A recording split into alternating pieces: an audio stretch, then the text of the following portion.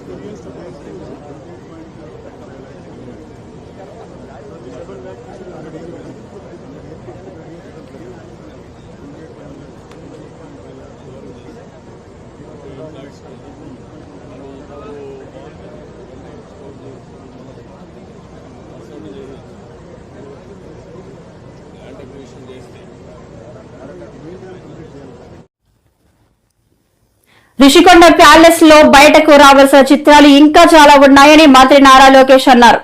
రాబోయే 100 రోజుల్లో ఏపీలో గంజాయిని నిర్మూలిస్తామని చెప్పారు. బక్రీద్ సందర్భంగా మంగళగిరిలో ఈద్గాలో నిర్వహించిన ప్రార్థనలో ఆయన పాల్గొన్నారు. రుషికొండ ప్యాలెస్ బహిర్గతమైంది ఏంటి సార్? 500 కోట్లు మొత్తం చూడండి, ఇంకా చాలా ఉందండి. ఇంకా ముఖ్యమంత్రి గారు దానిపైన నివేదిక అడిగారు. ఎంత ఖర్చు అయింది, దేనికి ఖర్చు పెట్టారు, మొత్తం డీటెయిల్స్ అడిగారు. ఇంకా రావాల్సిన అవసరం ఉంది. ఇదే కాదు, ఇలా చాలా కట్టినట్టున్నారు. అన్ని వివరాలు వచ్చిన తర్వాత ప్రజల ముందర పెడతాం.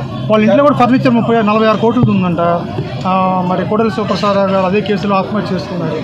అదంతా అధికారులు వాళ్ళ ప్రాసెస్ వాళ్ళు ఫాలో చేసుకుంటారు. Thank you sir. గంజాయి కేసులు గతంలో ఎక్కడికక్కడ ఆపేశారు, అంటే దొరికినట్టు పట్టుకున్నారు కానీ లోపలికి వెళ్ళలేదు.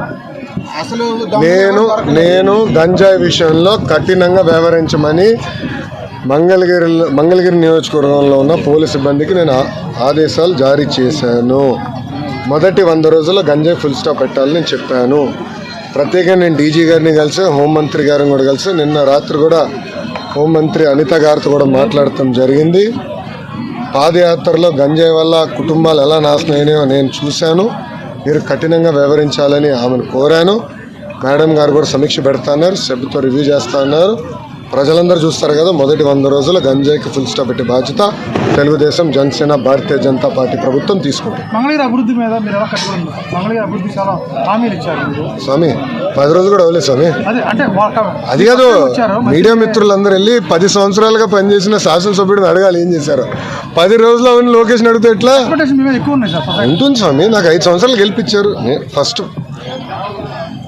భూములు దశాబ్దాలుగా ప్రజలు నివసిస్తున్న భూముల్ని రెగ్యులరైజ్ చేసి శాశ్వత భూ హక్కు కల్పించాలి మొదటిగా నేను హామీ ఇచ్చే దానికి కట్టుబడి ఉన్నా.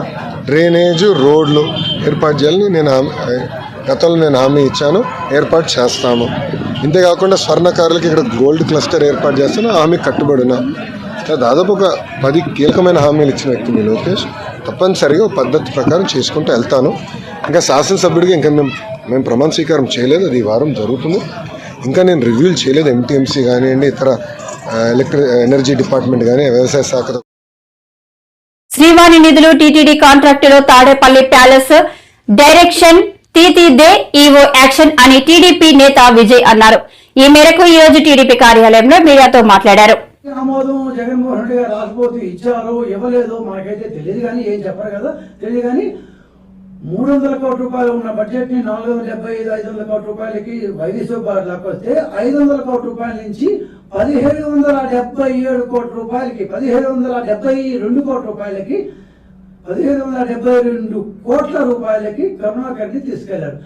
ఏ ఒప్పందం ప్రకారం, ఏ అనుమతి ప్రకారం, ఏ శాంక్షన్ ప్రకారం ధర్మారెడ్డి ఈవోగా ఉండి కరుణాకర్ రెడ్డి చైర్మన్ గా ఉండి ఇన్ని వర్కులు దాదాపు 1233 కోట్ల రూపాయల వర్కులు 5 నెలల్లో శాంక్షన్ చేశారు. పోనీ శాంక్షన్ చేసిన లిస్టుల్ని, వర్కుల్ని, దాని వివరాల్ని వెబ్సైట్ లో పెట్టారా? వెబ్సైట్ లో బోర్డు రిజల్యూషన్స్ కూడా పెట్టడం మానేశారు. అప్పటిదాకా పెట్టేవాళ్ళు వెబ్సైట్ లో బోర్డు రిజల్యూషన్స్ పెట్టడం మానేశారు. అసలు బోర్డు ఏం ఆమోదించిందో లేదో కరుణాకర్ రెడ్డి, ధర్మారెడ్డి గారు ఇద్దరికే అర్థం కావాలి. వాళ్ళిద్దరు పెట్టడం మానేశారు. ఈ పెట్టడం మానేసిన తర్వాత ఇంజనీరింగ్ కి సంబంధించిన అన్ని విషయాల్ని వెబ్సైట్ లో పెట్టేవాళ్ళు. దీన్ని కాంట్రాక్ట్ ఇచ్చా, ఇది ఇంత అవసరం, బోర్డు రిజల్యూషన్ ఉంది, అది ఇది అని చెప్పి.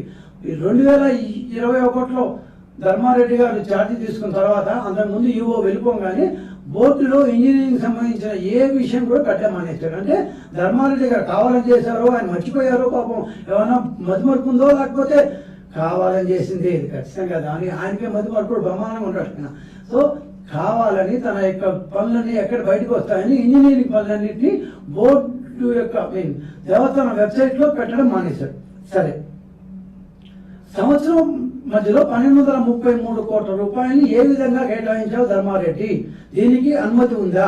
2023 సెప్టెంబర్లో కరుణాకర్ ఛార్జీ తీసుకోగానే సెప్టెంబర్లో ఆ సంవత్సరం, అంటే లాస్ట్ ఇయర్ సెప్టెంబర్, ఇది జూన్ 24 అయితే అది 23 సెప్టెంబర్లో 702.11 కోట్ల రూపాయలు సెప్టెంబర్లో, 96 కోట్ల రూపాయలు అక్టోబర్లో, నవంబర్లో 435 కోట్ల రూపాయలు, మొత్తం 1233 కోట్ల రూపాయలు కేవలం 3 నెలల్లో కరుణాకర్ రెడ్డి, ధర్మారెడ్డి కలిసి ఏ విధమైన ఆమోదం లేకుండా, గవర్నమెంట్ నుంచి ఏ విధమైన శాంక్షన్ లేకుండా బడ్జెట్ లో కేవలం 300 కోట్ల రూపాయలు మాత్రమే పెట్టి ఉన్న నేపథ్యంలో ఇన్ని కోట్ల రూపాయల వర్కుల్ని ఎలా శాంక్షన్ చేశారు? ఎవరెవరిద్దరు ఎంతెంత తిన్నారు? ఎందుకంటే తినకపోతే, తినాలన్న ఉద్దేశం లేకపోతే అదరబదరాగా 3 నెలల్లో దాదాపు 1233 కోట్ల రూపాయల విలువైన వర్కులు శాంక్షన్ చేసే అవకాశమే లేదు. సో పోనీ దేనికి శాంక్షన్ చేశారే అంటే ఆల్రెడీ ఉన్న సత్రాలను పగలగొట్టారు, నేలమట్టం చేశారు. రైల్వే స్టేషన్ అందరూ తిరుమల పోయినారు. రైల్వే స్టేషన్ వెనక వైపు, తిరుపతి రైల్వే స్టేషన్ వెనక వైపు గోవిందరాజస్వామి సత్రాలు అనబడే 2, 3వ సత్రాలను పూర్తిగా నేలమట్టం, ఉన్న సత్రాలను, ఆల్రెడీ భక్తులు అక్కడ ఉంటున్న సత్రాలను పూర్తిగా నేలమట్టం చేసేసి 600 కోట్ల రూపాయలతో దాన్ని మళ్ళా కడతాము అని చెప్పి ఇతర కాంట్రాక్టర్లకు ఇచ్చారు. వీళ్ళు కాకుండా ఈ ఈ చత్రాలు కాకుండా స్విమ్స్ లో అడిషనల్ బ్లాకులు కట్టాలి, అంటే స్విమ్స్ హాస్పిటల్లో అడిషనల్ బ్లాకులు కట్టాలి అని చెప్పి ఇంకేదో ఒక ఎక్స్ట్రా మొత్తం దాదాపు 7-8 వర్కులు 1233 కోట్ల రూపాయలతో ఇచ్చారు. సో ఇచ్చిన వర్క్లో స్టార్ట్ అయ్యాయా, ఆ సత్రాలను కూడగట్టడం తప్ప ఏమీ చేయలేదు ఇప్పటిదాకా. సో ప్రతి ఒక్క కాంట్రాక్టర్ కి అగ్రిమెంట్ కుదుర్చుకొని కాంట్రాక్టర్ అగ్రిమెంట్ కుదుర్చుకొని అడ్వాన్స్ ఇచ్చారు.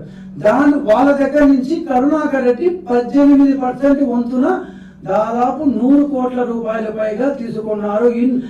క్యాష్ గా తీసుకున్నాడు. మళ్ళీ ఇది వైట్ అమౌంట్ కాదు, వాళ్ళు ఇచ్చి ఎంత ఇదిగా తీసుకున్నాడంటే లెక్క పెట్టుకోవడానికి కరుణాకర్. ఇటీవల పాడేరులో జరిగిన మోదకొండమ్మ అమ్మవారి జాతరలో 6 ఏళ్ల చిన్నారిపై అత్యాచారం జరగడం చాలా బాధాకరమని మాజీ ఎమ్మెల్యే గిడ్డి ఈశ్వరి ఆవేదన వ్యక్తం చేశారు. అత్యాచారం చేసిన నిందితులను అరెస్టు చేశామని పోలీసులు చెప్పారని అన్నారు. మొన్న 10వ తారీఖున ఒక ఘోరమైనటువంటి సంఘటన జరిగింది. నిజంగా చాలా బాధాకరం, చాలా దుర్మార్గమైనటువంటి పని. 6 ఏళ్ల బాలిక మీద అత్యాచారం. వాళ్ళ ఆ మానవ మృగాల్ని ఎవరైతే దానికి పాల్పడ్డారో ఖచ్చితంగా వాళ్ళకి ఉరి తీయాలనే గట్టిగా డిమాండ్ చేస్తూ ఉన్నాం. ఇంక ఎప్పుడు మారుతుంది ఈ సమాజం? ఈ అటువంటి మానవ మృగాలు అసలు సమాజంలో ఉండడమే అసలు వాళ్ళు ఎట్టి పరిస్థితుల్లో ఉంచే పరిస్థితి చేయకూడదు. అలాంటి కఠినమైనటువంటి చట్టం వస్తేనే తప్పించి ఇలాగ ఆడపిల్లల మీద అఘాయిత్యాలు కానీ అత్యాచారాలు కానీ అది రూపుమాపదు. ఇంకా చాలా బాధ. ఎంత ఘోరమైనటువంటి సిచ్యువేషన్. ఆ రోజు అమ్మవారి జాతర జరుగుతుంది. ఆ జాతరలో ఇలాంటి సంఘటన జరగడం చాలా బాధాకరం. ఆ పాపకి న్యాయం జరగాలనంటే వీళ్ళని ఖచ్చితంగా ఇప్పటికే దొరికారని పోలీస్ శాఖ వారు చెప్పడం జరిగింది. దొరికిన వాళ్ళని కఠినమైనటువంటి శిక్షలు వెయ్యాలి. అలాగే ఆ పాపకి ప్రభుత్వం తరఫున కాంపెన్సేషన్ కూడా ఇస్తామని చెప్పడం జరిగింది. ఆల్రెడీ నేను ఎస్పీ గారితో కలెక్టర్ గారితో కూడా నేను మాట్లాడాను. ఆ అమ్మాయిని తర్వాత మా ప్రభుత్వంలో ఖచ్చితంగా తనకి ఒక మంచి పాఠశాలలో చదివించి అమ్మాయికి అన్ని విధాలైనటువంటి భద్రత చేసేటటువంటి కార్యక్రమాల్ని మా ప్రభుత్వం చేపడుతుందని సందర్భంగా నేను తెలియజేస్తూ, ఋషికొండపై ఉన్న ప్రభుత్వ కట్టడాలపై టీడీపీ నేతలు తప్పుడు ప్రచారం చేస్తున్నారు. సీఎం జగన్ సొంత భవనాల్లాగా రాష్ట్ర ప్రజలను మభ్యపెట్టే ప్రయత్నం చేస్తున్నారు. ఋషికొండ భవనాలపై వాస్తవాలను ప్రజలను గమనించాలి. ఋషికొండ భవనాలపై దుష్ప్రచారం తగదు. అమర్నాథ్. జగన్ ప్రభుత్వం ఋషికొండపై నిర్మించిన ప్రభుత్వ భవనాలపై దుష్ప్రచారం తగదని మాజీ మంత్రి గుడివాడ అమర్నాథ్ అన్నారు. సోమవారం నగరంలో నిర్వహించిన విలేకరుల సమావేశంలో ఆయన మాట్లాడారు. ప్రభుత్వ అవసరాల కోసం జగన్ ప్రభుత్వం ఈ భవనాలను నిర్మించిందని వివరించారు. ఈ భవనాలు జగన్మోహన్ రెడ్డి సొంత భవనాలుగా టీడీపీ నాయకులు ప్రచారం చేయడం తగదన్నారు. నగరానికి ప్రముఖులు వచ్చినప్పుడు ఆ భవనాలు ఎంతగానో ఉపయోగపడతాయని సూచించారు. చేసినటువంటి ప్రచారం, తర్వాత జరిగినటువంటి దుష్ప్రచారం, ఇవన్నీ కూడా ఒక్కసారి ప్రజల్ని ఆలోచన చేయమని చెప్పి కోరుతా ఉన్నాం. ఋషికొండ మీద గడిచినటువంటి 3-4 సంవత్సరాలుగా ఏ రకంగా దుష్ప్రచారం చేస్తూ ఉన్నారో, దాని మీద ఎన్ని రకాలుగా అడ్డంకులు సృష్టించాలనేటువంటి కార్యక్రమాలు చేశారు అనేటువంటిది మనం అనేక సందర్భాలు చూసాం. అనేక కోర్టులకు వెళ్ళారు, అనేక పర్యావరణానికి సంబంధించినటువంటి కేసులు వేశారు. వీటినన్నిటిని కూడా అధిగమించి ప్రభుత్వం చేపట్టేటువంటి కార్యక్రమాలని, ప్రభుత్వం చేపట్టేటువంటి నిర్మాణాలని పూర్తి చేసేటువంటి కార్యక్రమం చేసి దాదాపు 4-5 నెలల క్రితం వాటిని ముహూర్తానికి సంబంధించి మంచి రోజు అని చెప్పి వాటిని ప్రారంభించేటువంటి కార్యక్రమాన్ని కూడా ఆ రోజు మేము చేయడం జరిగింది. అయితే ఇప్పుడు చేస్తున్నటువంటి దుష్ప్రచారం అంతా కూడా అదేవో సొంత భవనాల్లాగా, ఈరోజు ప్రభుత్వం వారు ఉన్నారు, ప్రభుత్వంలో వారు ఉన్నటువంటి సందర్భాలు, ప్రభుత్వం దాన్ని ఏ రకంగా ఉపయోగించుకోవాలనేటువంటిది చూడడం మానేసి రేపు రానటువంటి కాలంలో రాష్ట్రపతితో లేకపోతే గవర్నర్ గారో లేకపోతే ఇతర పెద్దలో వచ్చినప్పుడు దాన్ని ఏ రకంగా ఉపయోగించుకోవాలి అనేటువంటిది చూడడం మానేసి దాన్ని ఇంకా జగన్మోహన్ రెడ్డి గారు ఇల్లులాగే చిత్రీకరించేటువంటి ప్రయత్నం చేయడం అనేటువంటిది సమంజసం కాదు. దాన్ని తీవ్రంగా ఖండిస్తా ఉన్నాం. ముఖ్యంగా జగన్మోహన్ రెడ్డి గారు మేము అధికారంలో ఉన్నప్పుడు విశాఖపట్నాన్ని ఎగ్జిక్యూటివ్ క్యాపిటల్గా చేయాలనేటువంటి ఒక పాలసీని మేము తీసుకోవడం, దానికి అనేక రకాలైనటువంటి అడ్డంకులు సృష్టించేటువంటి కార్యక్రమం చేశారు.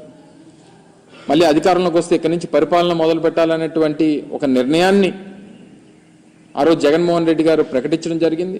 సరే, ఎన్నికల్లో వచ్చినటువంటి ఫలితాలు దాన్ని ప్రజాస్వామ్యంగా అంగీకరించి వారికి అధికారం వచ్చింది. సరే, వారు ఇప్పుడు నిర్ణయం తీసుకున్నారు, నిర్ణయం తీసుకున్న దాని ప్రకారం వారు చేసుకుంటారు. విశాఖపట్నం అనేటువంటిది ఉమ్మడి రాష్ట్రం ఉన్నప్పటి నుండి, హైదరాబాద్ రాజధానిగా ఉమ్మడి రాష్ట్రానికి ఉన్నప్పటి నుంచి రెండో అతిపెద్ద నగరంగా అభివృద్ధి చెందినటువంటి ప్రాంతం విశాఖపట్నం. దానికి సంబంధించి గతంలో మేము ప్రభుత్వంలో ఉన్నప్పుడు ఒక స్టేట్ గెస్ట్ హౌస్ మన భీమిలి రోడ్లో దగ్గర నిర్మాణం చేయాలని చెప్పి నిర్ణయం తీసుకున్నప్పుడు కూడా దాని మీద కూడా కోర్టులో కేసులు వేసి దాన్ని అడ్డుకునేటువంటి ప్రయత్నం చేశారు.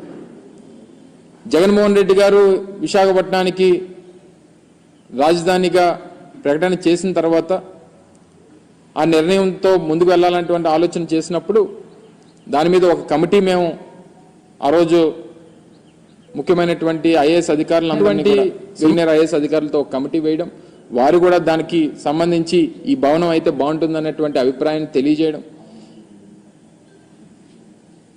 సబ్సిక్వెంట్గా వచ్చినటువంటి రాజకీయ పరిణామాలు, ఎన్నికల ఫలితాలు, ప్రజలు తీసుకున్నటువంటి నిర్ణయాలు, ఇవన్నీ కూడా చూసిన తర్వాత ఇప్పుడు దాన్ని ఏ రకంగా ఉపయోగించుకోవాలనేటువంటిది ఇప్పుడు ఉన్నటువంటి ప్రభుత్వం ఆలోచన చేయాలి తప్ప ఇంకా తీసుకుని వచ్చి జగన్మోహన్ రెడ్డి గారి మీద, వైఎస్ఆర్ కాంగ్రెస్ పార్టీ మీద బురద జల్లడం అనేటువంటిది ఎంతవరకు సమంజసం అనేటువంటిది వారు ఆలోచన చేయాలి. నేను కూడా మా పార్టీ తరఫున మాట్లాడాల్సి వస్తేనో, ప్రజల తరఫున మాట్లాడాల్సి వస్తేనో, ముఖ్యమంత్రి చంద్రబాబు నాయుడు గారు 2014 నుంచి 19 వరకు ఏ రకంగా ప్రభుత్వ ధనాన్ని, ఈరోజు ప్రభుత్వానికి సంబంధించినటువంటి భవనాలు నిర్మిస్తేనో, ఒక డిపార్ట్మెంట్కి సంబంధించినటువంటి నిర్మాణాలు, శాశ్వత నిర్మాణాలు నిర్మిస్తే దీన్ని ఈరోజు ప్రజలకి తప్పుదోవ పట్టించేటువంటి ప్రయత్నం వారు చేస్తున్నటువంటి క్రమంలో చంద్రబాబు నాయుడు గారు 2014 నుంచి 19 వరకు ముఖ్యమంత్రిగా ఉన్నప్పుడు ఎంత ప్రభుత్వ ధనాన్ని దుర్వినియోగం చేశారనేటువంటిది కూడా మాట్లాడాల్సినటువంటి పరిస్థితి వస్తుంది. వారు హైదరాబాద్లో జూబ్లీహిల్స్లో వారి సొంత భవనాన్ని నిర్మించుకునేటువంటి క్రమంలో వారి కుటుంబ సభ్యులందరినీ తీసుకొని వెళ్ళి ఒక ప్రైవేట్ హోటల్లో పెట్టి కోట్లాది రూపాయలు ప్రైవేట్ హోటల్కి చెల్లించినటువంటి సందర్భాలు. సరే, ఇవన్నీ ప్రభుత్వంలో ముఖ్యమంత్రులుగా ఉన్నప్పుడు కొన్ని సెక్యూరిటీ రీజన్సో లేకపోతే ఇతరితర వారికి ఉన్నటువంటి ప్రయారిటీసో, ప్రోటోకాల్స్ ప్రకారం కొన్ని నిర్ణయాలు తీసుకుంటుంటారు. అవన్నీ తవ్వుకుంటే ఇప్పుడు అనేక రకాలైనటువంటి విమర్శలు చేయాల్సినటువంటి పరిస్థితి. ఈ సమయంలో మేము విమర్శలు చేస్తే ఇప్పుడే అధికారంలోకి వచ్చారు కాబట్టి మీరు చూసి తట్టుకోలేకపోతున్నారో లేకపోతే ఇంకోటో అనేటువంటి ఒక దుష్ప్రచారాన్ని మళ్ళీ మా మీద చేసేటువంటి ప్రయత్నం చేస్తారు. నేను వాటి జోలికి వెళ్ళను. ఇప్పుడు ఉన్నటువంటిది, ఇప్పుడు వరకు ఇప్పటికీ విశాఖపట్నం గవర్నర్ వస్తేనో, రాష్ట్రపతి వస్తేనో తీసుకెళ్లి ఓ ప్రైవేట్ హోటల్లోనో లేకపోతే కేంద్ర ప్రభుత్వానికి సంబంధించినటువంటి గెస్ట్ హౌస్లోనే పెట్టాల్సినటువంటి పరిస్థితి ఇప్పటి వరకు ఉంది. ఇప్పుడు వాడండి. రాష్ట్ర ఎన్డీఏ కూటమి మంత్రివర్గంలో సామాజిక న్యాయం లోపించిందని నిరుద్యోగ రాష్ట్ర జేఏసీ అధ్యక్షుడు శ్యామ్ సుందర్రావు అన్నారు. విశాఖ ప్రెస్ క్లబ్ లో మాట్లాడుతూ సార్వత్రిక ఎన్నికల్లో 27 మంది ఎస్సీలను ఎమ్మెల్యేలుగా గెలిపించి ఇచ్చామన్నారు. అలాగే ఎలక్ట్రానిక్ మీడియా మిత్రులందరికీ కూడా మా యొక్క హృదయపూర్వకమైనటువంటి అభినందనలు, నమస్కారములు. సామాజిక న్యాయమా, నువ్వెక్కడా, ఎక్కడా నువ్వెక్కడా? రాజ్యాంగం 1950 సంవత్సరం జనవరి 26వ తేదీన అమలులోకి వచ్చిన నాటి నుండి నేటి వరకు సామాజిక న్యాయమని చేస్తున్నామని పాలకులు డంకాప్రదంగా మోగిస్తుండేటప్పటికీ అవి నీటి మూటల్లా నేటికి కూడా ఉన్నాయి. తరాలు మారుతున్నా మా తలరాతలైతే మారటం లేదు. నేడు శాసనసభకి